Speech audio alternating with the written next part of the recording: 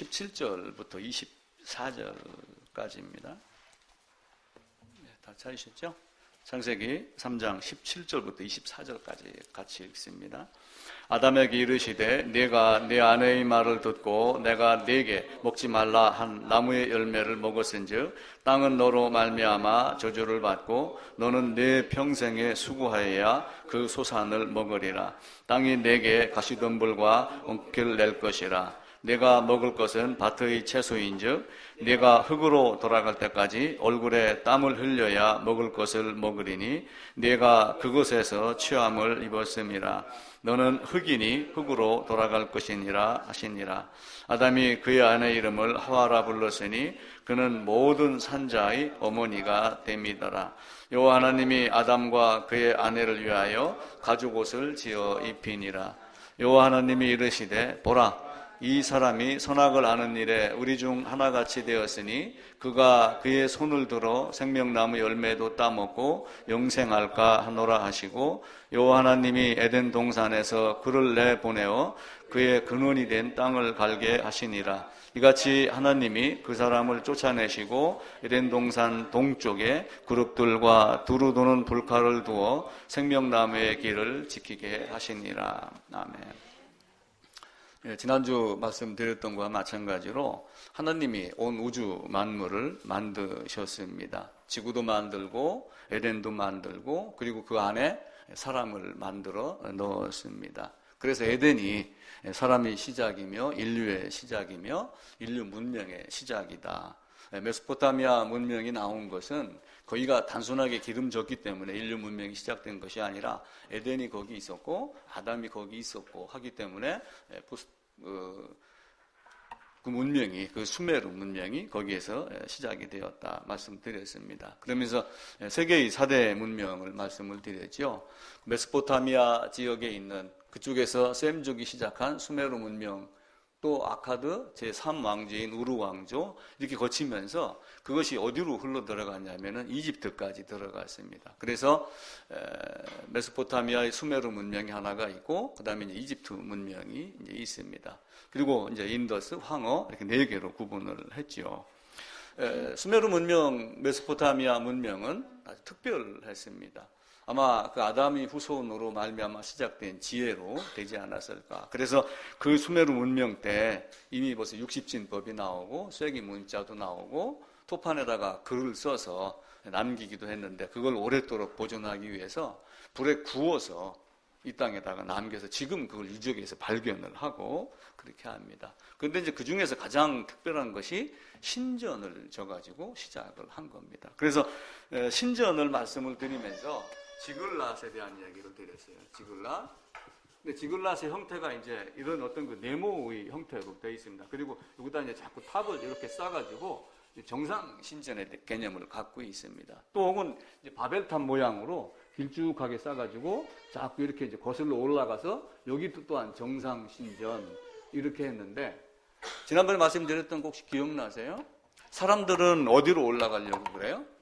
사람들은 여기서 자꾸 어디로 올라가려고 하면 이쪽으로 올라가려고 합니다. 근데 하나님은 더 낮은 곳으로 이렇게 내려오셨어요. 하나님이 여기 계십니다. 그래서 우리는 올라가는 것이 아니라 자꾸 내려가는 것을 배워야지 됩니다. 그래서 모든 것이 이 땅 위에다가 뭘 자꾸 사람들은 세우려고 그래요. 건물도 세우고 빌딩도 세우고 많이 세우려고 그러는데 신앙은 내가 1m를 파면 1m 높이가 자동적으로 올라가요. 내가 10m를 파면은 10m 높이가 자동적으로 쌓려고 노력하지 않아도 됩니다. 그래서 우리의 신앙은 여기다가 집중을 해야지 여기다가 집중을 하면은 절대로 안 됩니다. 그래서 여기다 집중을 하는 걸 갖고 우리가 모래성을 쌓았다 이야기를 하죠. 그래서 모래성을 영어로 뭐라고 그러냐면은 캐슬 어디에? In the air라고 이야기를 합니다. 공중에다가 집을 질 수 있어요. 우리가 이제 사상누각 이렇게 이야기를 하지만 원래의 애국 사람들은 캐슬 인 더 해가지고 공중에다 어떻게 집을 짓느냐. 지을 수 없는 것. 모래에다 설령 우리는 사상누각이라고 하면서도 모래 위에다 집을 짓고 물론 그 토건 같은 데 보면 댐이 흙으로 된 사방댐이 있습니다. 튼튼합니다. 그런데 이제 그 사방댐의 단점은 뭐예요? 조그만 물이라도 계속 흐르면은 쉽게 내려가서 순간 사라지는 겁니다. 그러니까 에덴에 대한 이야기를 이제 계속 그렇게 하는 거예요. 에덴의 위치가 이제 어디냐라고 하는 걸 지난주에 잠깐 이제 말씀을 드렸잖아요. 이렇게 해가지고 이제 여기에 애굽이 있고, 그리고 여기에 이제 시내산이 있고, 그렇게 하면서 이쪽에가 이제 이렇게 해가지고 이제 사우디아라비아가 이쪽에 있고, 그리고 이제 페르시아만이 이쪽에 있습니다. 그러다 보니까 이제 유프라테스 강, 티그리스 강이 이렇게 나오고 그러는데 에덴의 위치가 여기냐, 여기냐 이제 논란이 많습니다. 그래서 학자들 간에도 여기다 문명이 발달했으니까 이쪽이 맞지 않느냐 이렇게 생각하는 사람도 있고 여기라고 생각하는 사람도 있는데 성경을 근거로 하면은 어디가 맞겠어요? 아래가 맞겠어요? 위에가 맞겠어요? 성경을 근거로 한다면 동산이 강 근원이 돼갖고 흘러내리기 때문에 아마 위가 맞지 않을까 그런 생각을 합니다. 그런데 이제 우리는 그냥 추정만 할 뿐이지 실제 위치는 아무도 모릅니다. 가인이 나가서 노 땅에다가 성을 쌓고 이름을 에녹이라고 했던 그 노 땅도 우리가 동쪽이다라고 생각을 하지만 정확하게 어디라고 지금까지 밝히고 그렇게 하지는 않습니다. 창세기 2장에 보게 되면요. 2장 8절 읽을게요. 여호와 하나님이 동방의 에덴에 동산을 창설하시고 그 지으신 사람을 거기 두시니라. 여호와 하나님이 그 땅에서 보기에 아름답고 먹기에 좋은 나무가 나게 하시니 동산 가운데에는 생명나무와 선악을 알게 하는 나무도 있더라. 강이 에덴에서 흘러나와 동산을 적시고 거기서부터 갈라져 내 근원이 되었으니. 그래서 이쪽에가 지금 하류로 보고 상류로 본다면은 이쪽이 아닐까 이런 생각을 해보게 됩니다. 그래서 에덴이 있었고 거기에 사람 아담이 있었기 때문에 메소포타미아 문명, 수메르 문명이 발전을 했다. 이렇게 보시고 시작을 합니다. 근데 아담이 이 안에 있으면서 풍족했습니다. 여기든 일단 여기라고 일단 얘기를 해보세요. 여기는 부족함이 없는 거였어요. 이제 부족함이 없는 것은 첫 번째는 여호와 하나님이 거기 계시기 때문에 그래요. 그래서 하나님이 항상 공급을 해줍니다. 그러니까 부족함이 전혀 없죠. 하나님이 공급해주고 아담은 여기 살고 있지만 자기가 농사 지은 것도 없지요. 그냥 따 먹기만 해도 되지. 먹는 수고는 자기가 해야지 됩니다. 그런데 아무것도 부족함이 없는데 아담이 범죄를 했어요. 아담은 하나님의 법을 알면서도 범죄를 했습니다. 그래서 우리가 흔히 하는 말로 아담이 원하지 않으면 범죄하지 않을 수 있었다. 아담이 원했기 때문에 죄를 지었다. 그래서 죄책이 누구에게 있어요? 아담에게 있고 벌책도 아담에게 가는 겁니다. 사람들은 자꾸 하나님을 시비를 겁니다. 왜 에덴 동산에다가 선악과를 나눠가지고 아담을 시험했느냐? 왜 아담 앞에다 놔갖고 아담이 따먹게 했느냐? 따먹고 안 먹으면 그만인 거예요. 그죠? 아무것도 아닌 것인데 자꾸 하나님 무엇인가를 시험했다. 이런 쪽으로 접근을 하고 그럽니다. 근데 아담이 뭔가를 원했어요. 그 원한 것이 이제 무엇인가라고 하는 거예요. 창세기 2장 3장은 아담이 범죄한 것을 말하고 아담이 가죽옷 입은 것을 말합니다. 창세기 2장에 가게 되면은 2장 17절에서 죽는다라고 이야기를 해요. 선악을 아는 열매를 먹으면은 반드시 죽는다. 그 다음엔 어떻게 했어요? 먹었어요, 안 먹었어요? 먹었습니다. 먹었다. 그러니까 어떻게 돼요? 죽여야 돼요, 안 죽여야지 돼요? 죽여야지 됩니다. 근데 죽이는 과정은 설명하지 않아요. 죽이는 과정은 설명하지 않고 3장에 가가지고 가죽옷 입혀줬다. 그럼 먹었다, 죽이지 않았는데 가죽옷 입혀준 과정은 어디에 기록을 했어요? 성경 이의 뒷부분에서 계속하여 그것을 다른 방법으로 가르치고 있습니다. 대표적으로는 레위기가 그것을 가르치고 있고 성막의 성전의 제사를 통해서 어떻게 하면 죄인이 죄값을 치르고 그리고 그 피를 가지고 지성소로 나아가는가 이것을 가르치고 있습니다. 왜 아담이 죽어야지 되느냐 하면 하나님이 정하신 방법이에요. 하나님의 진노입니다. 내가 이걸 주는데 이걸 먹으면 반드시 죽이겠다, 너는 죽는다라고 하는 하나님의 진노를 풀 수 있는 방법은 뭐예요? 우리는 하나님은 사랑이다 이렇게 이야기를 하잖아요. 하나님은 사랑인데 묘하게 하나님의 사랑은 범죄한 놈을 죽이는 게 하나님의 사랑이에요. 우리가 그걸 이해를 못하니까 자꾸 교회에서 찬양하고 하나님 사랑이라고 하는 것에 빠져 있는 거예요. 짝사랑입니다. 이 세상에서 가장 불쌍한 사랑은 무슨 사랑? 짝사랑입니다. 저쪽 사람은 쳐다보지도 않는데 혼자 애타게 사랑하는 사랑, 이것만큼 불행하고 불쌍한 사랑이 없습니다. 아담을 죽인 것은 범죄했기 때문에 죽였지만 또 한편으로는 하나님의 진노를 풀기 위한 또 하나의 방법이에요. 거룩하신 하나님, 지존하신 하나님, 이 하나님의 진노를 풀 수 있는 방법은 반드시 죄인이 죽어야지 되는 것. 하나님이 이미 공의로 말씀을 하셨기 때문에 공의대로 실천하는 것. 이게 하나님 우리에게 한 약속이 됩니다. 그래서 나는 이 죄를 씻고 의롭다 칭함을 받은 의인이 되어야지 됩니다. 행함으로 의롭다라고 하는 것이 아니라 믿음으로 의롭다는 것을 먼저 받고 그 다음에 성도로서의 삶을 살면서 행함에 대한 것도 가지고 있어야지 됩니다. 자, 죄값을 치른다 우리가 이야기를 해요. 우리가 죄값을 치른다라고 하면서 사람들은 어디에다 매달리냐면 예배를 열심히 충실히 이렇게 하며 신앙생활을 열심히 이렇게 하며 하나님 앞에 나아간 것으로 여기고 있는 사람들이 많습니다. 때로는 땀 흘려 봉사하며 그러면서 마음의 부담을 덜어내고 그리고 어떤 빚을 갚는 마음을 갖고 그렇게 하며 또 열심히 뭔가 헌신하고 하는 이렇게 하면서 나는 죄값을 치렀다. 이렇게 이야기를 하는 사람들이 있어요. 이제 간혹 어떤 사람들이 있냐면은 하나님 말씀이 어느 순간 쫙 사랑의 하나님 말씀이 내 안에 쫙 순간 비춰와가지고 뭔가를 깨달았어요. 그러니까 여기서 뭘 깨달은 거예요? 그 다음에는 하나님을 위해서 살해하지 되겠다라고 하는 걸 깨닫고 여기서 열심을 냅니다. 이걸 쉽게 얘기하면 은혜의 주입이라고 이야기를 해요. 천주교 가면 그런 이야기를 합니다. 뭔가를 깨닫고 하나님이 계셨어, 하나님이 너를 사랑했어, 너를 사랑으로 작정했어 라고 하면 하나님의 은혜가 내 안에 주입이 되면은 요 은혜를 힘입어서 그 다음에 어떻게 해야 돼요? 내가 열심을 내고 하나님께 인정을 받아야지 거듭난다. 이런 개념으로 들어가는 이론이 있어요. 근데 하나님은 그렇게 말씀하지 않아요. 반드시 죄값은 죽는 것 이외의 다른 방법은 갖고 있지 않습니다. 단지 아들이 되었을 때 이 아들의 삶의 열심은 분명하게 우리가 필요합니다. 그래서 하나님의 진노를 푸는 방법은 내가 죽으리라 죽이겠다 했기 때문에 반드시 죽으리라 죽이겠다라고 하는 그 죽음을 죽어야지 하나님의 진노가 풀어져요. 하나님 말씀이 그대로 성취가 됩니다. 세상의 왕들도 한번 해놓고 나면 어떻게 해요? 우리도 그러죠. 일구이연하지 마 이런 얘기 많이 하죠. 하필 우리도 그런 얘기를 하는데 하나님이 일구이연 하겠어요? 한번 죽인다 하면 반드시 죽입니다. 그걸 안 하면은 공의의 하나님이 아니에요. 그래서 공의라는 뜻을 말씀을 드렸죠.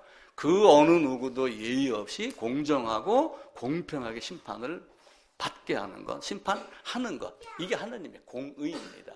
그러니까 그 공의 안에 누가 들어가요?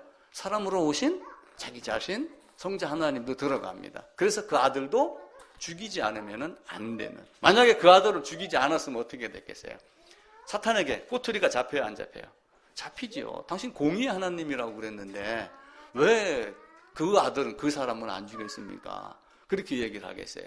하나님은 그렇게 말씀하지 않고 공의는 어느 누구도 예의 없이 공정하고 공평하게. 목사라고 봐주겠어요? 신대원 수석 입학했다고 봐주겠어요? 절대로 그렇게 하지 않아요. 그거는 우리의 생각이지 하나님은 결코 그렇게 이야기를 하지 않고 반드시 죽는다. 이게 하나님이 하는 겁니다. 그래놓고 에덴에서 우리가 읽었던 창세기 2장, 3장에 어떤 내용이 포함이 되냐면은 범죄했습니다. 그리고 어떤 과정인지는 모르지만 가죽을 입혀갖고 내보냈습니다. 이게 이제 오늘 전체의 내용의 본문입니다. 창세기 3장 23절로 다시 가보겠습니다. 여호와 하나님이 에덴 동산에서 그를 내보내어 그의 근원이 된 땅을 갈게 하시니라. 그러니까 여기가 에덴이었다면은 에덴 동쪽 어느 쪽으로 아담을 밖으로 쫓아냈습니다. 왜 쫓아냈을까라고 하는 것 우리가 또 신비죠, 그죠? 근데 그가 쫓아냄을 받았기 때문에 지금 내가 여기 있는 거예요. 그리고 그가 쫓아냈기 때문에 나와가지고 가인하고 아벨에게 하나님의 말씀, 내가 이런 존재였는데 이렇게 가죽옷을 입었어 라고 하는 과정을 가인에게 아벨에게 설명하고 그것이 구전으로 계속 전해져 내려오다가 모세를 통해서 성문화가 된 거예요. 문서화가 돼서 우리에게 전해진 겁니다. 그러면 그게 모세에게만 얘기를 한 걸까요? 이스라엘 백성에게만 얘기를 한 걸까요? 아니에요. 지금의 나에게 한 겁니다. 그걸 보고 그 에덴에서 아무것도 없는데 죽으리라 가죽옷 입혀 죽는 것. 그 과정에 있는 것을 성경 속에서 너희가 찾아내라. 극히 값진 진주 하나를 찾는 것 같이 방 안에서 무엇인가를 잊어버렸는데 그 농 밑에 가느다란 막대기 집어넣어갖고 그 수표 한 장 동전 500원, 500원짜리, 5만원짜리 종이 꺼내서 찾듯이 그렇게 너희가 찾아야지 된다라고 하는 겁니다. 자, 22절 봅니다. 여호와 하나님이 이르시되 보라. 뭘 보라고 그렇게 했겠어요? 보라.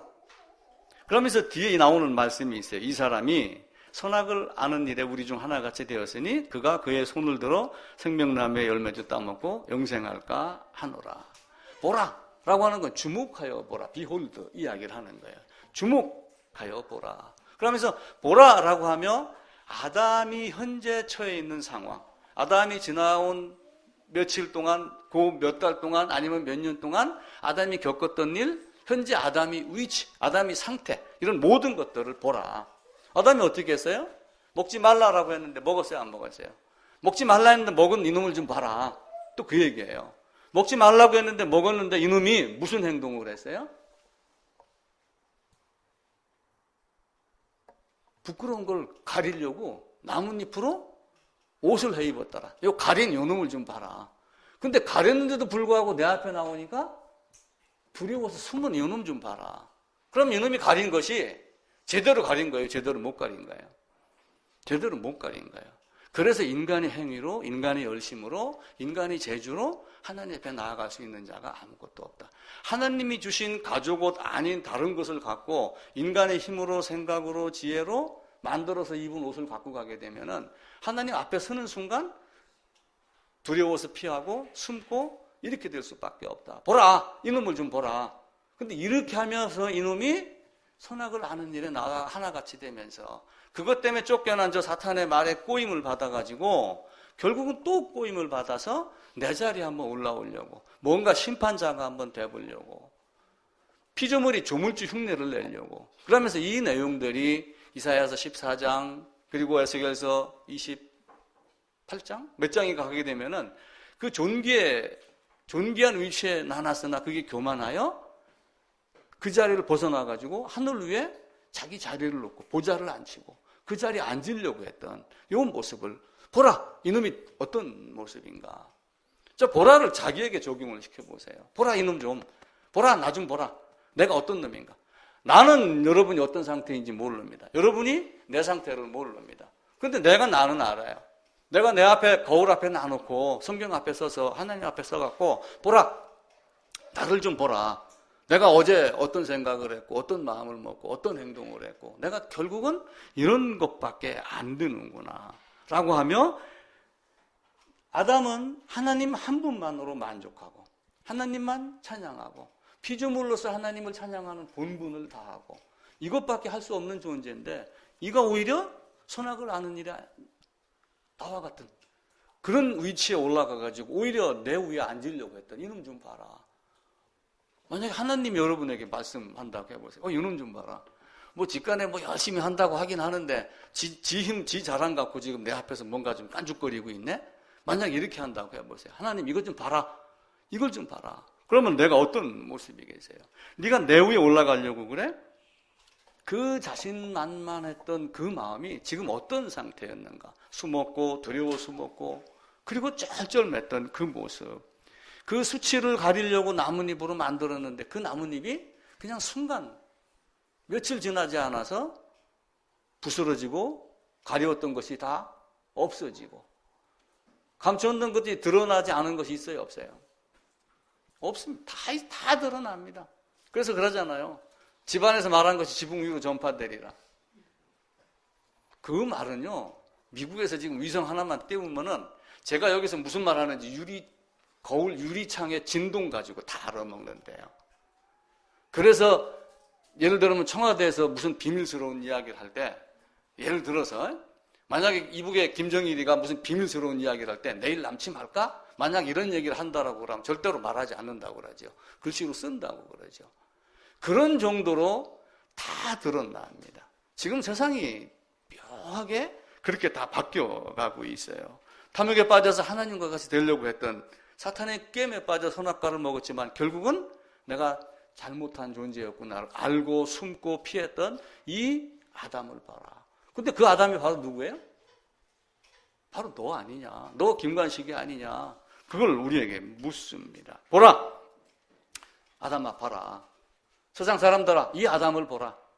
그리고 아담 안에 있는 아담들아 바로 네 모습을 보라.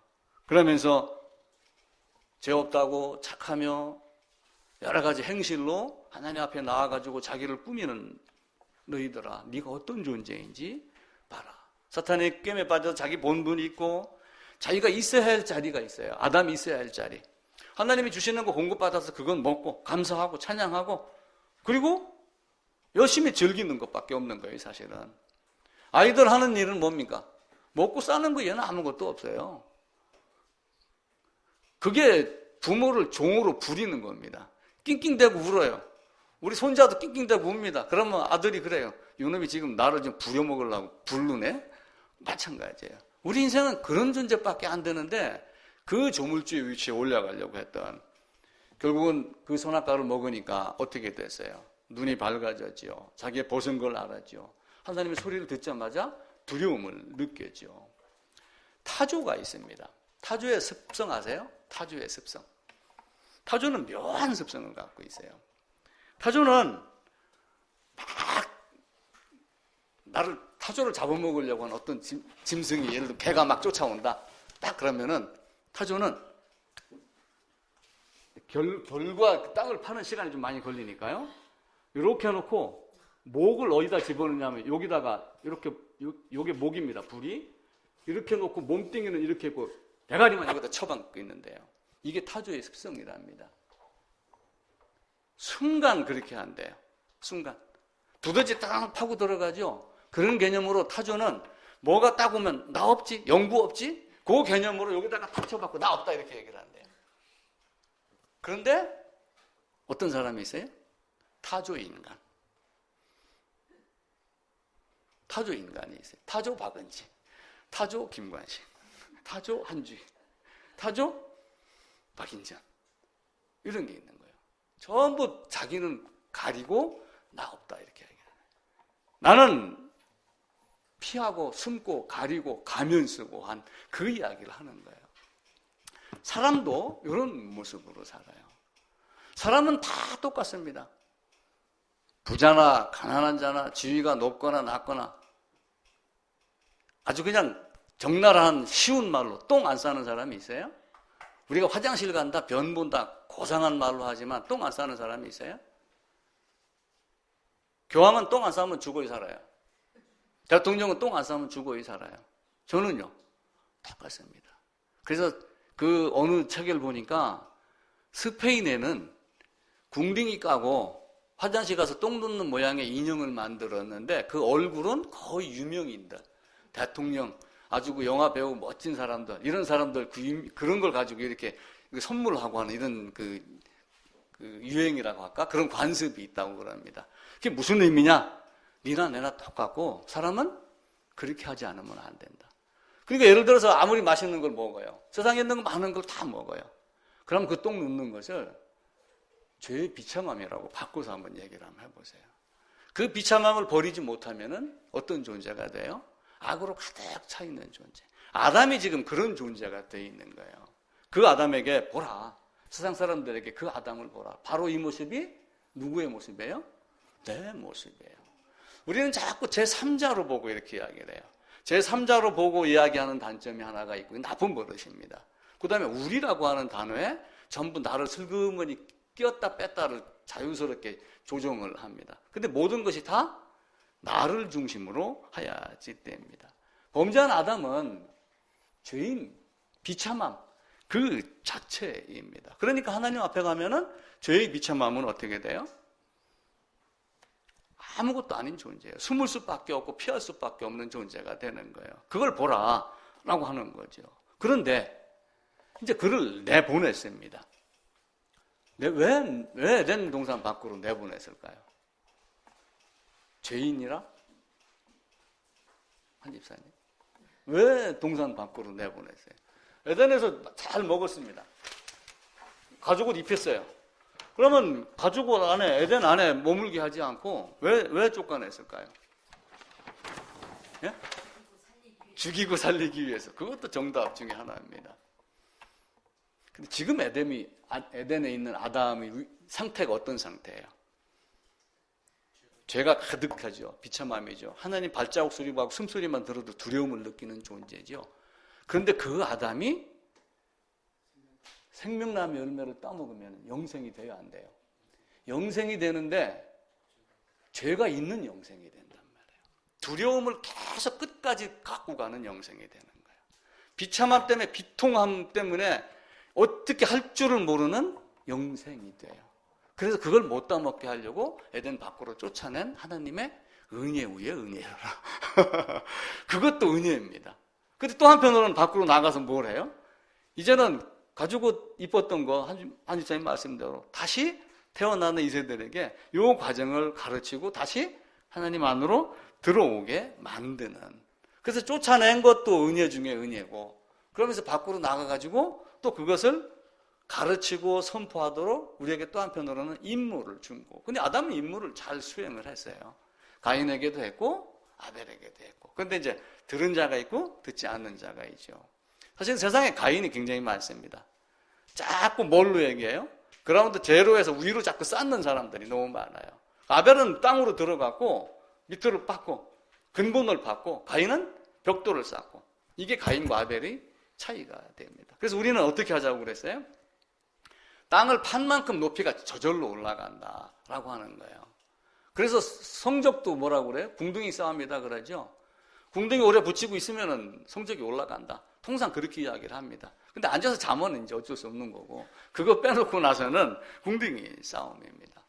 근데 은혜가 있어요. 요 안에서 죄인이 됐는데 여기에 있는 생명을 먹으면은 죄가 가진 영생을 되기 때문에 하나님이 밖으로 쫓아낸 겁니다. 이게 이제 은혜입니다. 은혜. 그 다음에 이제 두 번째는 뭐예요? 쫓아냈을 때 또 하나는, 두 번째 쫓아낸 것은 죄로 인한 벌의 모습이 있어요. 죄로 인한 벌. 그래서 내보냈다라고 하는 것을 여러분 어떻게 해석하고 싶어요? 문 살짝 열고 나가 임마 이렇게 했겠어요? 발로 뻥 차서 내보냈겠어요? 쉽게 얘기하면 내보냈다라고 하는 이 단어의 뜻이 추방했다, 내쫓다.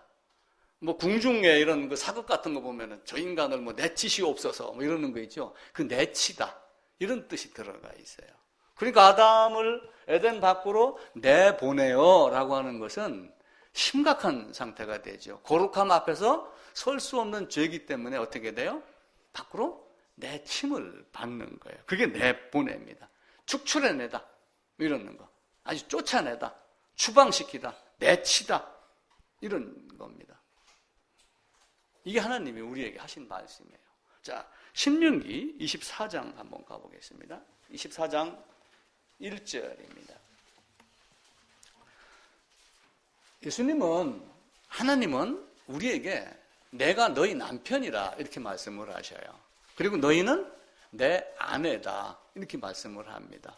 자, 남편과 아내가 결혼을 했어요.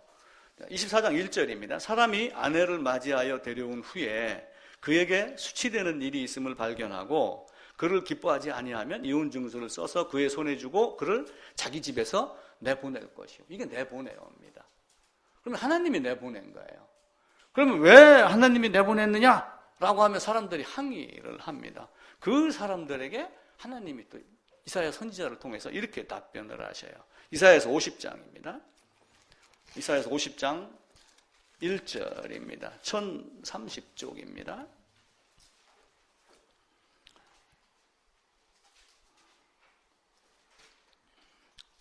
예, 1030쪽 50장 1절 다 찾으셨죠? 함께 읽어봅시다. 1절입니다.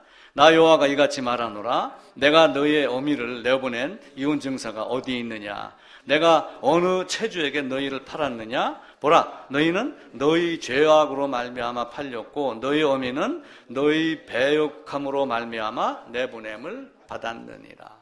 에베소서 1장에 있는 말에 따르면 아담의 범죄는 하나님의 계획 안에 들어가 있습니다. 그렇게 계획 안에 들어있다라고 반드시 말해도 전혀 문제가 되지 않습니다. 그런데 하나님은 그러면서 또 한편으로는 내가 너에게 죄를 짓게 했느냐? 이렇게 묻습니다. 그 내용이 이사야서 50장 1절입니다. 내가 너에게 언제 죄 짓게 했어? 내가 너를 언제 죄악으로 팔았어?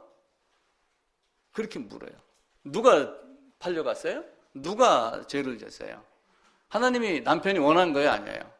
원하지 않았는데 아담이, 죄인이, 어떤 사람이 죄를 져서 스스로 죄인의 위치에 들어갔습니다. 1절 다시 한번 읽을게요. 나 여호와가 이같이 말하노라. 내가 너희의 어미를 내보낸 이혼 증서가 어디 있느냐? 내가 어느 체주에게 너희를 팔았느냐? 너희는 너희의 죄악으로 말미암아 팔렸고 너희 어미는 너희의 배역함으로 말미암아 내보냄을 받았느니라. 아담이 원해서 죄를 졌습니다. 사람들은 하나님이 아담을 죄짓게 만드는 그것이라고 자꾸 생각을 하는데 하나님은 아담이 죄짓기를 원하지 않았어요. 그러면서도 불구하고 전체적인 하나님의 섭리면에서는 그리스도 예수 안에서 택정함을 갖게 하고 하는 신비로움이 우리에게 있습니다. 아담은 자기가 원해서 죄를 졌습니다. 그래서 하나님의 진노, 하나님의 심판 이런 모든 것들이 누구에게 있어요? 아담에게 있고 또 가죽옷을 지어 입혀줬으니 은혜가 이미 누구 안에 있어요? 아담 안에 이미 다 있습니다. 그래서 죄악으로 비참함 알고 그 죄악으로 죽임당하고 죄악으로 말미암아 가죽옷을 입고 한 이것을 아담이 알고 세상에 나가서 내가 영원전에 예정한 택정한 어떤 사람들을 찾아오도록 말씀을 선포하도록 하나님이 말씀을 하셨습니다. 그렇게 해서 에덴 밖으로 쫓아낸 거예요. 에덴 밖으로 쫓아낸 거는 두 가지 의미가 있다고 그랬죠. 죄악으로 되고 하나님을 두려워하는 자, 비참함, 고통 중에 있는 자가 계속하여 여기서 영원한 생명을 지속할 수 있는 것을 먹는다면은 죄인으로서의 두려움, 고통으로서의 영원함이 있기 때문에 그걸 먹지 못하게 한 것 하나. 그 다음에 또 하나는 죄인이니까 죄책에 따른 벌책. 그래서 에덴 밖으로 쫓겨나는데 에덴 밖이 어떤 모습이었어요? 거기는 엉겅퀴와 가시덤불이 나고 땀을 흘려야 먹고 수고해야 먹고 자식 낳는 고통이 있고 그리고 결국은 너는 흙이니 흙으로 돌아가고 하는 그곳으로 쫓겨나는 것이 하나님 우리에게 준 거예요. 자, 그러면은 창세기에서 아담과 에덴에 있는 아담과 하나님과의 관계가 에덴에서의 아담과 하나님과의 관계로 끝나는 것일까요? 아니면 우리에게도 연결이 될까요? 자, 모세에게 율법을 줬습니다. 이스라엘 백성에게 율법을 줬어요. 근데 그 율법이 모세에게만 준 걸까요? 아니면 이스라엘 백성에게만 준 걸까요? 우리에게도 준 걸까요? 나에게 준 거예요. 나에게. 하나님은 이것이 그때 당시에 이야기를 한 것 아닙니다. 자, 신명기 5장으로 한번 가보겠습니다. 신명기 5장이 말하고 있는 그 시대가 어느 시대냐 하면은 이스라엘 백성이 출애굽 해가지고 여기서 이제 애굽에서 빠져나옵니다. 애굽에서 나와가지고 홍해를 건너서 시내산에 가가지고 여기서 뭘 봤냐면은 율법을 받습니다. 그리고 이제 이들이 말을 안 들으니까 어떤 과정을 거쳐요? 요 광야에서 몇 년 동안 살아요? 광야에서 약 40년간을 삽니다. 그렇게 하고 나중에 이들을 다시 어디로 끌고 가냐면 요리 끌고 가가지고 가나안 땅에 입성하기 바로 그 전에 느보산에서 이야기하는 장면. 그러니까 40년이 지난 40년째 거의 끝나는 시점. 이때가 신명기의 시점이에요. 그럼 이때는 어떤 모습이냐면은 1세대는 죽었어요, 안 죽었어요? 이미 다 죽었습니다. 그럼 1세대는 여기에 있었어요, 없었어요? 있었어요. 2세대는 여기 없었어요. 그죠? 근데 그 장면을 생각을 하고 신명기 5장을 읽습니다. 신명기 5장 1절부터 3절입니다. 모세가 온 이스라엘을 불러 그들에게 이르되 이스라엘아 오늘 내가 너희 귀에 말하는 규례와 법들을 듣고 그것을 배우며 지켜 행하라. 우리 하나님 여호와께서 호렙산에서 우리와 언약을 세우셨나니 이 언약은 여호와께서 우리 조상들과 세우신 것이 아니요 오늘 여기 살아있는 우리 곧 우리와 세우신 것이라. 이 언약은 여호와께서 우리 조상들과 세운 것이 아니라 오늘 여기 살아있는 나, 곧 나와 세운 것이라. 전혀 시내산에 가본 적도 없는 2세대에게 이 언약이 모세에게 준 율법, 그 언약이 누구에게 준 것이냐? 그 조상들에게만 준 것이 아니고 지금 여기서 있는 나에게 준 것이다 라고 하며 그 언약의 필요성을 나에게로 이야기를 하는 겁니다. 그래서 하나님이 에덴 밖으로 쫓아내고 그 언약을 통해서 지금 여기 있는 나에게 에덴을 쫓아내면 또 한편으로 어떤 의미가 주어져요? 아담에게 주어진 목적이 있을 거 아니에요? 어떤 사명이 있을 거 아니에요? 그걸 또 하나의 구속사적 관점으로 보면은 아담이, 아벨이, 그리고 그 후손이 태어나면서 우리에게 전해져 내려온 복음에 대한 개념을 알 수가 있습니다. 에덴의 동쪽입니다. 그러니까 동쪽은 어떤 의미로 보면은 굉장히 좋은 곳이지만 한편으로는 무서운 곳이에요. 왜냐하면 동쪽에서 동쪽을 바라볼 수 있어요? 동쪽에서 동쪽을 못 바라봅니다. 쉽게 얘기를 하면 그냥 한 큰 포인트만 놓고 보게 되면은 에덴, 여기가 에덴인데 여기에는 지금 뭐가 있냐면 하나님의 진노가 있어요. 아담이 범죄한 걸 전제로 하는 겁니다. 아담 범죄. 아담이 범죄한 걸 전제로 했을 때 여기는 하나님의 진노가 있어갖고 동쪽으로 쫓겨났습니다. 동쪽으로. 그럼 여기에서 여기를 바라보면 뭐가 보여요? 하나님의 사랑이 보여요? 하나님의 진노가 보여요? 하나님의 진노가 보여요. 자, 성막을 놓고 다시 한번 봅니다. 성막을 놓고 보면은 이 울타리가 이게 약 한 2.5m 정도가 됩니다. 그러니까 밖에서 보면은 뭐가 보여요? 지붕만 보이고 여기에 있는 해달의 가죽으로 되어 있는 지붕만 보이고 나머지는 뭐가 보이냐면은 여기서 올라가는 불꽃하고 연기만 보여요. 다른 건 안 보이고. 자, 우리는 성막의 문으로 들어간다. 그렇게 하면 굉장히 좋은 걸로 생각하죠. 야, 우리는 예수 안으로 들어가는 거야. 예수를 믿는 거야. 우리 예수님이 지금 나를 부르고 있어. 그죠? 예수 나를 오라 하네. 그럼 예수 나를 오라 하는 건 굉장히 좋은 겁니다. 그죠? 성막을 놓고 보잔 말이에요. 성막이 예수예요. 성막을 놓고 성막 안으로 문을 딱 열고 안을 뚝 보면 뭐가 있어요? 처음 딱 보이는 것이 번제단이에요. 여기로 하나님 임재해가지고 뭘 한다고 하는 거예요? 심판하신다고 하는 거예요. 에덴에서 나와가지고 에덴을 동쪽에서 보고 에덴을 보게 되면은 거기에 뭐가 있어요? 하나님의 진노가 있어요. 물론 가죽옷 이전 걸 이야기를 하는 겁니다. 가죽옷 입지 않은 아담의 후손들은 진노밖에 없어요. 아담은 가죽옷을 입었으니 거기서 벗어났겠죠. 그런데 가죽옷 입기 전의 상황을 생각을 하면은 얼마나 끔찍한가 알겠어요? 모르겠어요? 알죠. 내가 지금 거듭났어도 만약에 내가 거듭나지 않아야 했다면 내가 어떤 모습이 될 것인가? 우리는 성경을 놓고 알 수 있습니다.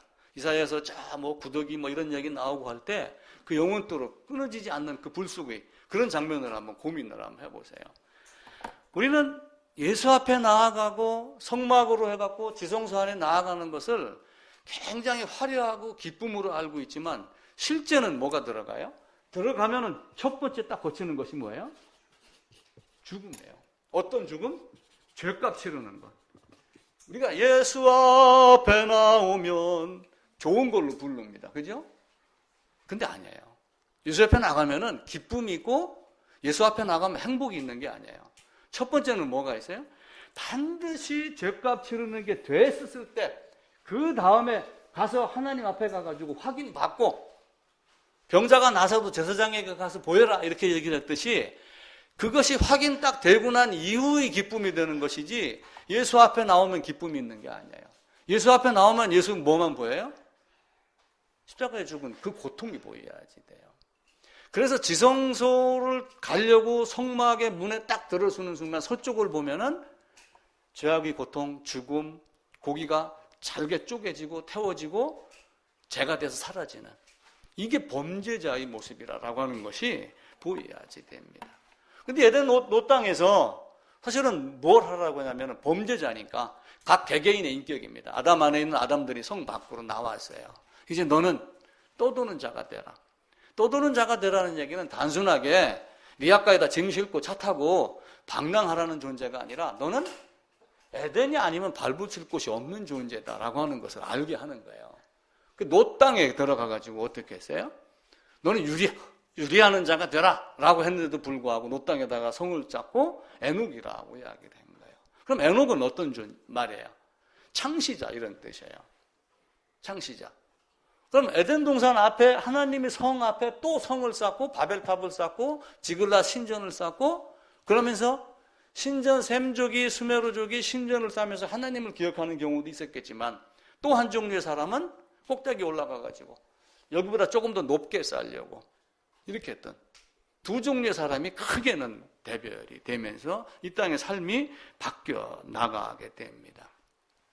바벨탑에 대한 지글랏에 대한 논란이 많습니다. 근데 지글랏 인터넷 들어가서 검색 한번 해보세요. 그 발견되는 과정, 이라크 어느 지역, 바벨이라는 지역 해가지고 나오는데 제가 자료를 조사하다 보니까 EBS에서 위대한 바빌론이라고 하는 그 다큐를 방영한 적이 있더라고요. 언제 다운받아서 한번 보려고 그래요. 근데 이제 그 약간 소개한 걸 보니까 이 바벨탑을 만드는 요 바벨탑이라고 여겨지는 지역을 갔는데 그냥 땅만 이렇게 지금 파 있고 건물이 없는 거예요.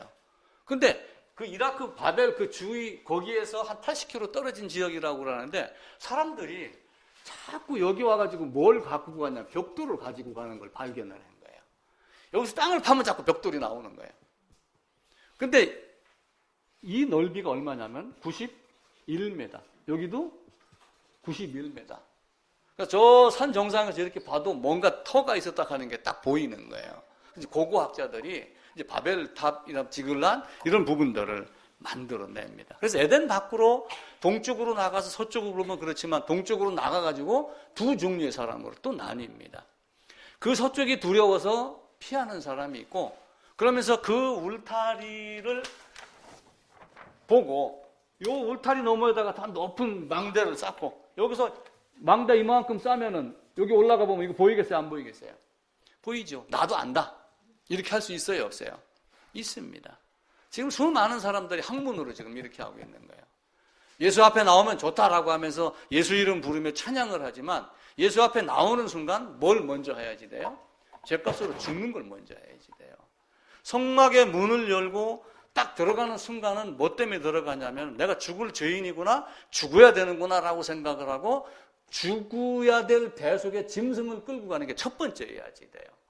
대신 내가 죽지는 않지만 대속이라는 의미로 번제단에서 죽는 것은 사실은 누가 죽는 거예요? 내가 죽는 것을 계속해서 가르치고 있어요. 근데 서쪽에서 동쪽으로 나올 때는 어떤 모습이 돼요?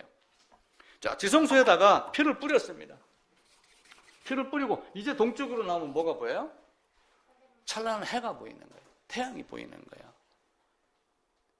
죄를 씻고 제사함 받고 들어가고 나오고 이 모습이 있는 거예요. 그래서 우리의 삶도 들어가며 나오며 꼴을 얻는다라고 하는 이런 여러 가지를 여기에다가도 적용을 할 수가 있습니다. 에덴 밖으로 나온 두 사람, 아담과 하와, 그 중에서 나온 가인과 아벨, 대표적으로 두 사람 이름을 기록했지만 수많은 사람들이 있었을 겁니다. 그러니까 가인이 이야기를 했겠죠. 나를 만나는 자마다 나를 죽일 것이다. 그건 외계인이 아니고 대표로 두 종류의 사람의 대표로 가인과 아벨을 이야기를 하는 겁니다. 너는 본향을 떠나서 이제는 유리하는 자가 된다. 나는 나그네 인생이다라고 하는 걸 알아야지 되는데 거기다가 성을 쌓고 내가 창시자야. 그런 사람들 많잖아요.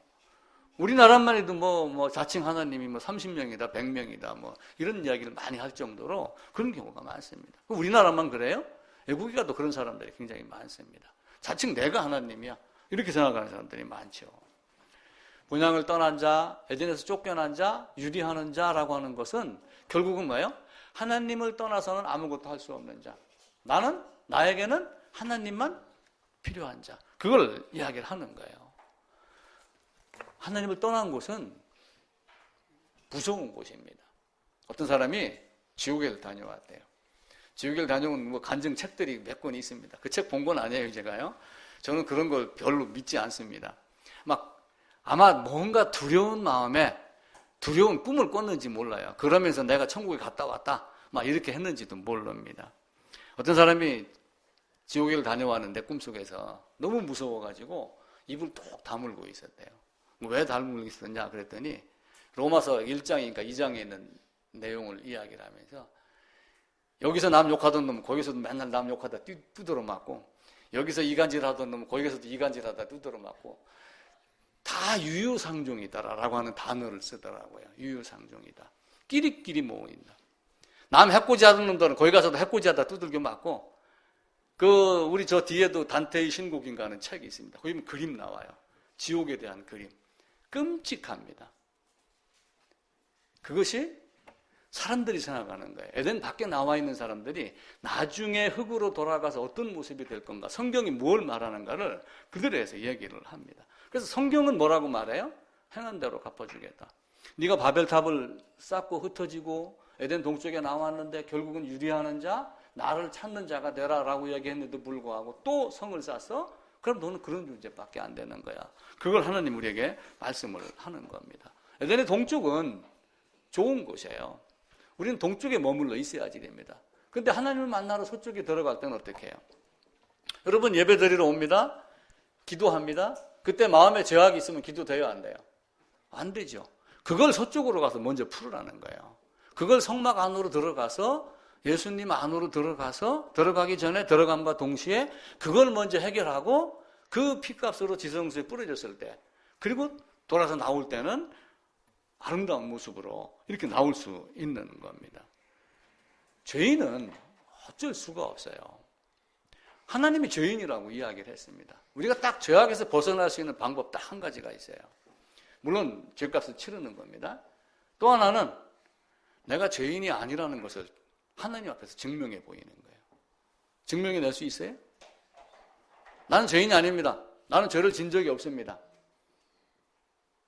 조입사님, 나는 전혀 죄를 진 적이 없습니다. 그래서 나는 심판받을 존재가 아닙니다. 자, 증명해 보세요.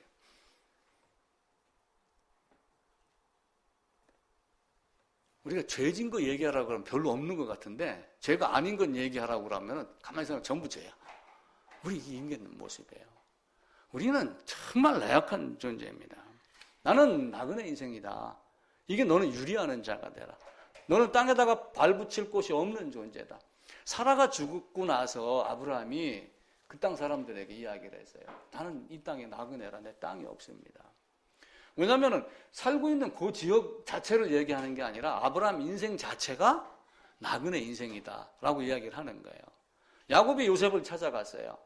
바로가 물었습니다. 네 몇 살이냐? 그죠? 그러니까 야곱이 뭐라고 그래요? 내 나그네 인생이. 그건 뭐 자식 요셉 팔려가고 고생하고 막 이렇게 했던 나그네 이런 것도 이야기를 하겠지만, 궁극적으로는 뭐예요?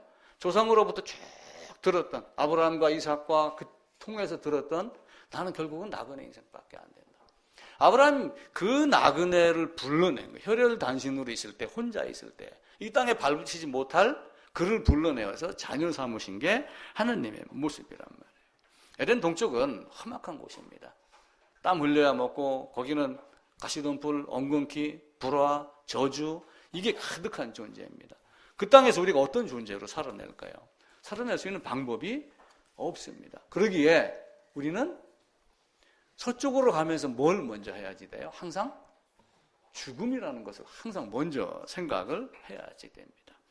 왜 여기 가가지고 태울까요? 왜 죽일까요?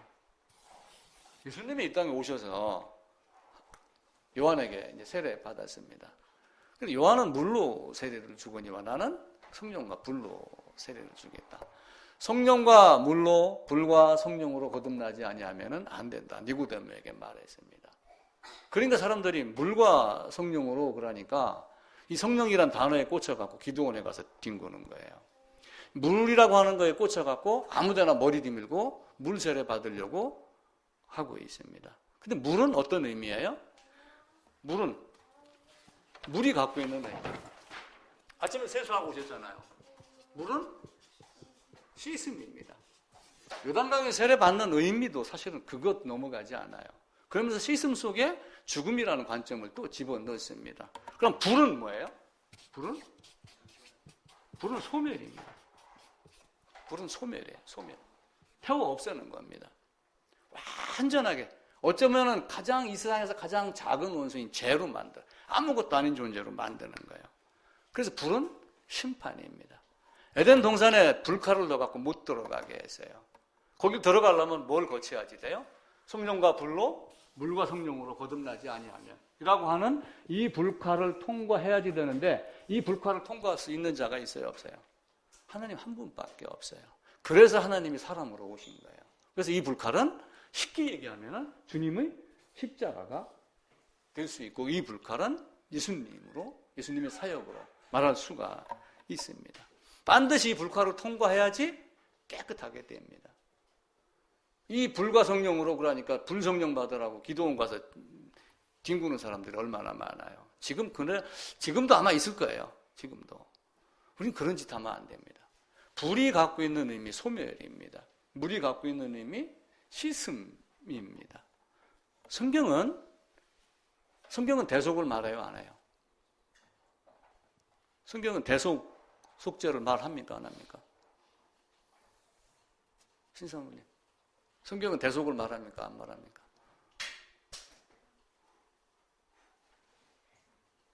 제가 말하면 반대로 얘기하려고 그랬죠. 어떤 대답이든 대속을 말한다 하면 아니라 하고, 대속이 아니라 하면 대속이라 하고, 대속인데 대속이 아니에요. 연합이라는 개념을 우리가 생각을 하셔야지 돼요. 그 안수와 연합을 통해서 대속이고, 그러면서 네가 어떤 존재인가? 죄값은 누가 치른다고 돼 있어요? 노아, 다니엘, 욥이 세 사람이 있을지라도 아무도 구원하지 못하고 그 사람들 자기 자신만, 자기 죄값으로 자기만 건져내는 거예요. 아무도 안 됩니다. 왜 소돔성에 있는 롯의 아내는 자기 사위들 왜 안 걸고 나왔어요? 그런 능력이 없겠어요? 이리 와 이놈의 새끼야 하고 꽉 손잡고 밧줄을 묶어서 끌고 나오면 되지 왜 안 왔겠어요? 자기의 죄로. 하나님이 보낸 천사의 판단으로 저놈은 서쪽으로 갈 놈이 아니기 때문에 빼놓은 거예요. 데리고 나온 사람, 왜 그만 데리고 나왔을까요? 우리가 그거 고민해보면 쉽게 나오잖아요. 우리가 찬송가도 부르잖아요. 거기 너 있었는가? 거기가 어디예요? 예수님 십자가에 못 박혀서 있던 그 고통받던 거 쳐다보며 눈물 흘렸던 그 장소? 그거 아니에요. 예수님과 함께 있었느냐 없었느냐를, 골고다 언덕 그 십자가 그 위치를 말하는 거예요. 거기 너 있었는가 그때. 우리는 그 밑에서 바라보고 맞습니다. 주님이 내 대신 죽었습니다. 여기에 지금 감격을 하고 있잖아요. 그것도 맞습니다. 근데 우리는 그걸 뛰어넘어야지 돼요. 여러분, 대기권이 보여요, 안 보여요? 안 보입니다. 공기로 돼 있어서. 대기권을 통과해야지 우주입니다. 통과하지 않으면 이 지구 안에 있는 겁니다. 그 대기권을 통과하지 않으면 안 돼요. 계란 껍질을 깝니다. 근데 까고 나면 속에 뭐가 또 있어요? 하얀 막이 또 하나 있습니다. 그 막까지 터져야지 돼요. 그렇게 해야지 노른자가 보여요. 그걸 찢어내지 않으면 밖으로 꺼내서 먹을 수 있어요, 없어요? 없습니다. 성경은 대속을 말하지만 성경은 절대로 대속을 말하지 않아요. 그리고 이 말의 의미를 잘 이해를 하셔야지 됩니다. 왜 제물로 가르쳤을까요? 왜 성막에다가 놔놓고 여기다가 짐승을 한 마리 끌고, 지금 한 사람이 지금 이걸 끌고 갑니다. 지금 붙잡고 어디로 가요? 성막으로 지금 가고 있는 거예요. 성막으로 들어가려고 그래요. 그럼 여기서 뭘 합니까? 첫 번째, 제고하고 안수하고, 그리고 제물 안으로 누가 들어가요? 내가 들어가는 걸 가르쳐요. 근데 왜 하나님은 이렇게 미련하게 이렇게 했을까요? 그냥 가만히 있다고 와서 십자가 지지 왜 이걸 가르쳤어요? 이 교육 방법이에요. 이게 쉽게 얘기하면 지금 얘기하는 창의적 교육 방법입니다. 아이들은, 자, 연준이가 연필을 잡고 공부를 시작을 해요? 놀면서 공부를 해요? 아이들은 놀면서 공부를 합니다. 아이들은 직접 손으로 만지면서 공부를 해요. 근데 이게 초등학교쯤 들어가고 유치원 고학년쯤 되면 그때부터 뭘 하냐면 만지는 거를 떼버리고 머리로 계산을 하기 시작을 해요. 그때부터 이해가 안 되는 거예요. 우리는 여기 앉아갖고 성경을 지금 학문적으로 그냥 풀어내려고 하고 있어요. 근데 예수님은 직접 이때 당시에 갖고 놀도록 만들었어요. 갖고 놀도록. 그러면서 손으로 직접 만지고 체험하고, 그렇게 하면 네가 어떤 존재이며 반드시 죽어야 되는 존재이며, 그리고 이렇게 하면서 네가 짐승 안으로 들어가는 거다라고 하는 것을 가르치고 있습니다. 내가 듣기만 하면은 3일 뒤에 10%가 남는데요. 3일 뒤에. 근데 내가 만약에 그걸 보잖아요?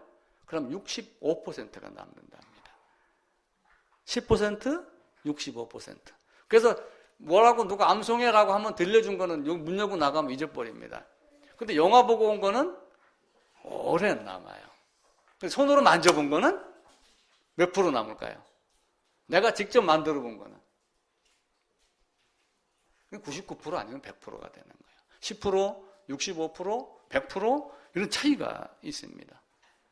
그 교육 방법이 중국의 공자가 451년도에 주전 451년도입니다.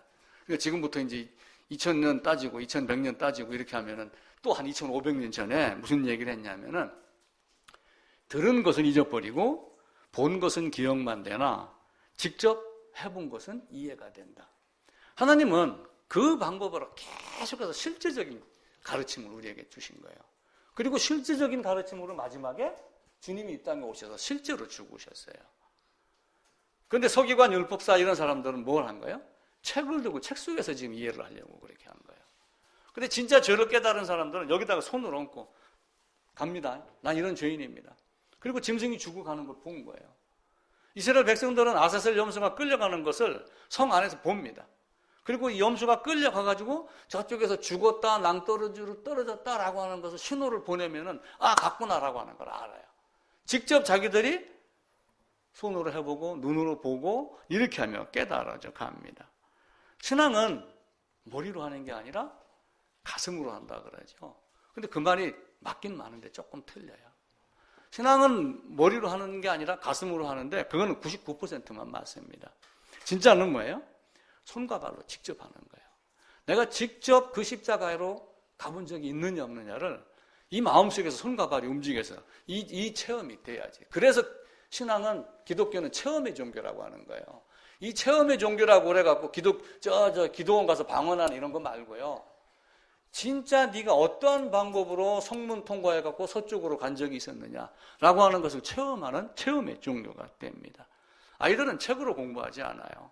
차를 만져보고 직접 만져보고 이렇게 합니다. 연준이가 지금 자꾸 이렇게 블록 같은 거 맞춥니다. 이렇게 저렇게 맞추세요. 이렇게 하죠. 아이들은 그렇게 하지 않아요. 직접 보고서 손으로 이렇게 해나가고 그럽니다. 세상의 삶과 성경이 얘기하는 바는 차이가 많습니다. 축구 얘기를 한두 가지 제가 할게요. 손흥민 씨가 주급이 얼마인가 보니까 2억 얼마인가 되더라고요. 매주. 그러니까 50몇 주를 매주 2억 얼마씩 받으니까 돈을 꽤 받죠. 근데 손흥민 아버지가 직접 가르쳤다고 그래요. 근데 손흥민 아버지도 축구 선수였답니다. 근데 축구 선수를 하면서 뭔가 다쳐갖고 은퇴를 미리 했어요. 근데 아는 게 축구밖에 없는 거야. 근데 집에 와서 가만히 생각을 하니까 남들보다 빨리 달리는 거 말고는 축구에 대해서 아는 게 없더래요. 공 하면은 막 쫓아가가지고 뻥 차는 것까지는 했는데 볼 컨트롤 할 줄은 몰랐다. 그래서 나는 내 아들에게 볼 컨트롤 하는 것을 가르쳤다. 대한민국의 중고등학교 축구부는 전부 대학 입시에 매여 있고 어쨌든 골 넣는 놈한테만 카메라가 가고 골 넣어야지 연봉 많이 받고 이렇게 해가지고 어떻게 하든 전부 골대 앞에서 어슬렁어슬렁 거리는 사람들이 많아요. 근데 손흥민이는 그렇게 하지 아니하고 기본기만 죽으라고 가르친 거예요. 볼을 발등으로 딱 차서 올리면 약 40분 동안 땅에 안 떨어진대요. 그렇게 할 수 있나요, 우리는? 그러니까 2억을 받더라고요, 주급으로. 얼마 전에도 70m를 혼자 드리블 해갖고 골 넣었다는 그 TV 뉴스가 나오더라고요. 그래서 반복한 결과 지금은 공을 발로 하는 건지 손으로 하는 건지 모를 정도로 이렇게 열심히 합니다. 그 성과를 보는 게 아니라 내가 갖고 있는 기술, 그걸 올바로 보는 거예요. 우리도 예수 믿는 것도 마찬가지입니다. 예수 믿고서 뭐 하겠다 자꾸 그러지만은 성경은 네가 그거 진짜 알아? 묻는 거예요. 보라. 이놈 아는 척하고 지금 까부는 것 좀 보라. 하나님 그렇게 말할 것 같아요? 안 할 것 같아요? 하나님 보시기에는 그렇게 한다니까요. 나도 내 아들이나 손자가 보고 뭐 까부고 그러면은 내 기준에서 보라, 이놈 좀 봐라. 아이고 좀 난척하고 있네. 그렇게 보이겠어요? 안 보이겠어요? 성경은 그걸 이야기를 해요. 베트남의 박항서 씨도 축구 얘기 하나 더 할게요. 이번에 무슨 동남아에서 시합을 하는데 우승을 했어요. 60년 만에 그 베트남이 우승을 했답니다. 난리가 났더라고요. 지금 아마 여러분 베트남 여행 가가지고 I am Korean 그러면은 아마 대접 잘 받을 겁니다. 그런 정도로 인기를 많이 끌었어요. 근데 박항서 감독이 처음 부임해가지고 베트남을 딱 가니까 이 개판 5분 전이더래요. 전부 앉아갖고 축구 시합 할 때 만약에 내가 이제 벤치에 앉아 있잖아요. 그럼 벤치에 앉아 있는 사람은 뭘 해야 돼요? 뛰는 놈이 잘 뛰면 박수치고 야 잘한다 하고 소리 힘내 힘내 이렇게 해야 되는데 앉아갖고 휴대폰만 하고 있었던 거예요. 이제 공 차고 뭐하고 이렇게 하다 보면 공이 막 바닥에 굴러다니고 그러죠. 훈련이 딱 끝났어요. 그러면 그 뒷정리를 누가 해야지 돼요? 주로 코치들이 하고 그럽니다. 코치하고 감독이 그걸 뒷정리를 해도 선수들은 한 놈도 뒤돌아보지 않고 자기 라카룸으로 가가지고 딱 들어가 숙소 들어가서 휴대폰 하고 있더래요. 그래서 그 다음부터 어떻게 했어요? 무조건 같이 하게 만드는 거예요. 무조건 같이. 밥 먹을 때도 말을 안 하더래요. 휴대폰 들여다보고 있느라고. 식당 올 때는 휴대폰 금지. 반발하면 아웃. 딱 그냥 얄짤없이 그렇게 한 거예요. 아무리 기술이 좋아도 팀에 녹아들지 않으면 출전을 안 시켰어요. 그러고 분위기가 확 달라진 거예요. 후보, 벤치에 앉아있는 사람 언제 나갈지 모르니까 준비하고 있고 휴대폰 아예 안 갖고 오고 그리고 뛰는 사람 응원하고 달라지는 거예요. 나는 우리 아이들, 학생들 와가지고 첫날 깜짝 놀랐어요. 오자마자 전부 주머니에서 꺼내고 휴대폰 따따따따 엎어놓더라고요. 야, 이 뭔가 좀 희망이 보인다. 근데 예배 끝나니까 또 총알같이 달려가더라고요. 그래서 할 수 있으면 예배당 문 나설 때까지는 안 하는 것이 좋고 우리 어른들도 모범을 좀 보여야지 됩니다. 하나님은 우리에게 허투루 신앙을 이야기를 하지 않았어요. 성경을 보고 또 보고 계속 찾아내야지 됩니다. 그래서 진짜 그것이 나의 것이 돼야지 돼요. 우리는 등잔 밑이 어둡다고 그러죠. 옛날 사람들은 속담이 있어요. 등에 업은 아이 몇 년 찾는다? 3년 찾는다. 등에 애 없고 3년, 우리 애 어디 갔지? 이러는 거 있어요. 마찬가지로 성경 들고 예수 앞에 나오면 찬양 불러도 성문 열고 들어가면은 번제단이 있고 그 짐승 죽는 소리, 고기 타가지고 그 연기, 기름 냄새, 그게 좋아요, 나빠요? 그런 고통 없이 신앙생활 하겠어요? 그것 아니에요. 성경에서 뭘 얻을까 딱 단 한 가지 한번 골라보세요. 여러분. 다음 주에 제가 물어볼게요. 딱 한 가지 뭘 선택하겠느냐, 성경에서. 단순하게 예수 이렇게 말하지 말고 조금 더 구체적으로 한번 말해보세요. 뭐든지 구체적으로 말해야지 돼요. 학생들은 공부할 때 스마트라고 하는 걸 아셔야 돼요. 스마트. 인터넷 검색해보면 들어가 봐. 구체적으로 정확하게 측정할 수 있도록 그것이 가능한지 안 가능한 건지 그리고 이게 언제까지라고 하는 어떤 시한 이런 게 다 있습니다. 단 한 가지 성경에서 얻을 것이 무언가 여러분 찾아내셔야지 돼요. 부시하고 클린턴하고 92년도에 대선 선거를 했습니다. 부시가 될 줄 알았더니 클린턴이 이겼어요. 왜 이겼어요? 딱 한마디 때문에 클린턴이 이긴 거예요. 클린턴 뭐 못된 짓 많이 했잖아요. 루인스키 뭐 해가지고 그럼에도 불구하고 클린턴이 된 거예요.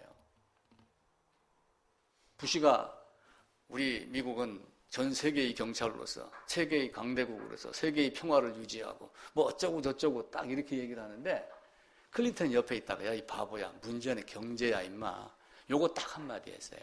그리고 계속 부시 가는 데마다 따라다니면서 야 임마 문제는 경제야 이 얘기 한마디 한 거예요. 그래갖고 대통령 당선된 거예요. 그럼 성경에서 문제는 뭐예요? 성경에서 키포인트는 뭐예요? 딱 핵심 한 가지 단 하나 골라내라고 하면 어떻게 해야지 돼요?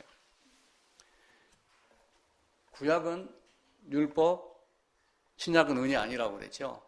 그죠? 학자가 들으면 깜짝 놀랄 말이에요. 구약은 율법, 신약은 은혜 아닙니다. 구약도 율법이고 신약도 율법입니다. 구약도 은혜고 신약도 은혜입니다. 가죽을 입혀준 은혜 있었지요. 성막으로 백성들 죄 깨닫고 죄를 깨닫게 해주거든. 아브라함, 이삭 다 은혜 베푸는 사건이에요. 구약 율법으로 은혜 가르치고 신약도 율법으로 은혜를 가르치고 다 이렇게 했습니다. 그래서 이걸 다른 말로 이렇게 이야기를 해요. 우리가 이렇게 나놓고 예수님 십자가가 여기 있습니다. 구약. 그러면은 율법. 여기는 신약. 은혜. 이렇게 얘기를 하는데 이건 맞지 않는 겁니다. 이 안에도 율법이 있어요, 없어요? 이 안에도 은혜가 있어요, 없어요? 있습니다. 다 있습니다. 옛 언약 안에는 은혜가 있어요, 없어요? 다 있습니다. 새 언약 안에는요? 다 있습니다. 똑같은 속죄예요. 내용은 똑같습니다. 방법만 다른 거예요. 똑같습니다. 양의 탈을 쓴 예수가 요한에 지금 등장을 한 거예요. 이렇게 놓고 껍데기만 양을 등장시켜갖고 구약에 예수를 보여준 거예요. 실제는 여기서는 누가 와요? 실제 사람이지만 그 속에는 또 뭐가 보여요? 양이 또 보이는 거예요. 그래서 사람들이 무슨 얘기를 하냐면은 저는 이렇게 부르고 싶어요. 다 에덴 동쪽으로 쫓겨났어요. 쫓겨나니 에덴 밖은 다 무슨 시대? 은혜 시대입니다. 우리가 이제 하기 좋은 말로 구약은 율법 시대, 신약은 은혜 시대, 뭐 신구약 중간사는 뭐 침묵 시대 이렇게 이야기를 하지만 전체적으로는 다 은혜 시대예요. 은혜 시대의 옛 은혜 언약입니다. 은혜 언약의 옛 시대, 은혜 언약의 새 시대. 우리가 이렇게 부르는 게 가장 합당해요. 이 말을 내가 하면 안 믿고 칼빈이 했다고 하면 믿는 거예요, 사람들은. 칼빈이 이 말을 안 했어요. 제가 한 것이지. 근데 누가 말하기를 이렇게 하면 사람들은 믿습니다. 야, 진짜 심오한 얘기를 했네? 자꾸 사람들은 그런 인용하는데 말이죠. 자기가 보고 찾는 것을 생각을 하지 않아요. 율법이 옛날하고 지금하고 다른 건 있습니다. 율법이 칼빈이 이 말은 했어요. 종교적인 의식적인 면에서 보면은 율법은 폐하해졌다. 그렇죠? 이제 성막의 제사는 없어졌으니까. 근데 내용이나 교육적 측면에서 보면은 율법이 폐하해졌어요, 안 폐하해졌어요? 그냥 그대로 지금도 효력을 갖고 있고 존재하고 있어요. 그래서 율법은 폐하해졌지만 율법은 폐하해지지 않았다. 칼빈은 그렇게 이야기를 했어요. 그 어느 책에서. 십자가로 율법의 종말을 고했지만 율법은 지금도 계속 존재하고 있다. 율법은 없어지지 않았어요. 구약시대도 은혜고 신약도 은혜입니다. 구약시대에도 이미 가죽옷으로 은혜를 가르쳤고 은혜를 베풀었고 또 여자의 손으로 가겠다라고 하며 은혜시대의 도래를 미리부터 말씀을 하고 있습니다. 구약의 양하고 신약의 유월절 양하고 같아요, 틀려요? 똑같습니다. 유월절 양 그리스도. 고린도전서에 나와 있는 대로. 그러면 출애굽할 때 유월절 양은 누구를 이야기를 하는 거예요? 그리스도 예수를 말하는 거예요. 똑같습니다. 구약이나 신약이나 다를 바가 한 개도 없어요. 자, 이제 학생들 이제 좀 있으면 이제 시험 끝났지만 얼마 전에 수능 쳤죠? 수능 치기 전에 뭘 해요? 예비고사 뭐 이런 거 칩니다. 옛날엔 예비고사, 본고사 뭐 이런 거 있어요. 지금 모의고사 보고 수능 시험 치고 그러죠. 그런데 모의고사에서는 잘 나왔는데 수능에 가서 망치는 친구들도 있어요. 왜 그래요? 문제가 달라서 그래요. 똑같은 문제를 냈으면 맞겠어요, 안 맞겠어요? 맞추죠? 하나님의 시험은 예비고사나 본고사나 문제가 똑같아. 모의고사나 수능고사, 본고사나 문제가 똑같고 답이 똑같아요. 그게 하나님이 우리에게 준 시험의 개념이에요. 자꾸 사람들이 구약을, 신약을 자꾸 다르게 생각을 한단 말이에요. 우리에게 말씀하신 거예요. 그걸 내가 알아야지. 지구에서 100명만 하나님 나라로 데려가겠다. 그럼 내가 100명 안에 들었다라고 여러분 자신 있게 확증을 해야지 돼요. 자기 주관적인 자신감 말고 성경으로 확증을 해야 돼요.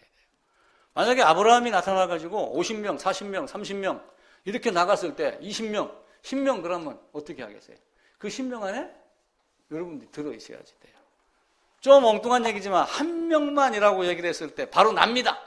이렇게 얘기할 정도로 여러분들이 복음에 대해서 확실한 믿음, 확실한 것을 갖고 있어야지 됩니다. 은혜 언약의 옛 시대, 은혜 언약의 새 시대. 구약 율법, 신약 은혜 아니고 구약도 은혜고 신약도 율법이고 율법으로 뭘 가르쳐요? 은혜가 왜 주어졌는가를 율법으로 아는 거예요. 신약에서는. 그래서 율법과 은혜는 창세 이후로 지금까지 계속 마차의 그 바퀴하고 똑같이 같이 갑니다. 만약에 한쪽이 멈춰 있으면 바퀴가 앞으로 전진해요, 못해요? 제자리에 돕니다. 이쪽에 멈춰 있으면 이쪽으로 돕니다. 전진하지 못해요. 율법과 은혜는 항상 그렇게 함께 가고 있습니다. 그래서 신약은, 성경은, 구약은 대속을 말하지만 대속을 말하지 않아요. 성경은 대속을 말하지 않지만 분명하게 또한 대속을 말합니다. 이 상관관계를 갖고 여러분들이 신앙을 잘 보면서 이겨내야 됩니다. 성경을 보면 성경이 나에게 뭘 얘기하려고 하는가 그걸 찾으셔야지 돼요. 어제 인터넷 신문에 필리핀 소녀 이야기가 나왔어요. 제가 깜짝 놀랐어요. 필리핀 소녀가 달리기를 하는데 운동화를 신었는데 이 운동화 이름이 뭔지 아세요? 혹시 보셨어요, 기사? 예? 그 붕대 나이키. 신발 이름이 붕대 나이키야. 이걸 보고 내가 신발 하나 사서 보내줄까 이런 생각이 딱 드는 거예요.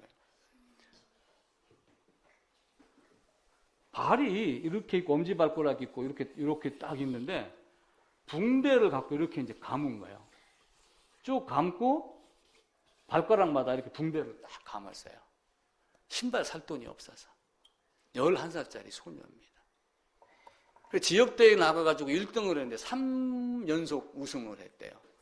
근데 이 친구가 여기 붕대 위에다가 뭘 그렸냐면은 이렇게 나이키 심볼을 그린 거야. 그래갖고 딱 의자에 앉아 있는 거를 사진 기자가 찍어가지고 올린 거야. 아마 나이키 회사에서 얘 평생 신발 대줄 거야 아마. 붕대 나이키 신발을 신고 우승했더라. 근데 없더라도 가진 것 없더라도 뭔가 하려고 하는 열망이 있으면은 시도해요 안 해요? 왜 사람들이 복음을 모를까요? 왜 다 안다하고 멈춰 있을까요? 간절함이 없기 때문에 그래요. 비참함이 뭔지 모르기 때문에 현재 멈춰 있는 거예요. 그 에덴에서 아담이 냇가내는 옷을 해입었는데도 불구하고 왜 하나님의 소리를 듣고 두려워했어요? 옷을 해입었으면 하나님 앞에서 떳떳하죠. 근데 막상 하나님 소리가 들리지 않았을 때는 자신만만했었을 거예요. 근데 하나님의 소리가 들리는 순간 아니구나라고 하는 걸 아는 거예요.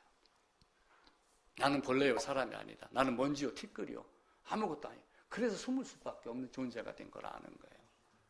그 죄에 대한 비참함이나 간절함이 없기 때문에 그래요. 우리는 이런 간절함 진짜 가져봤나요? 얼마만큼 여러분 복음에 대해서 애타게 찾아봤어요? 진짜 매달려 봤어요? 고민하셔야지 돼요. 저는 참 머리가 둔해가지고 안수되고 연합되는 이걸 성경에서 보긴 봤는데 머리로는 알았어. 가슴으로 내려가고 이게 손으로 만진바가 되는 데까지 저는 3년이 걸리더라고요.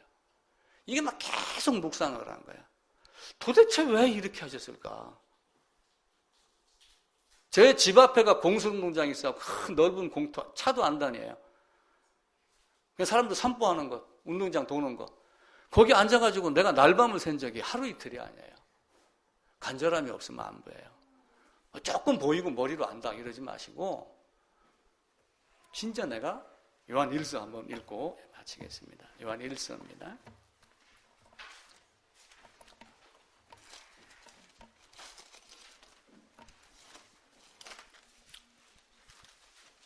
1장입니다.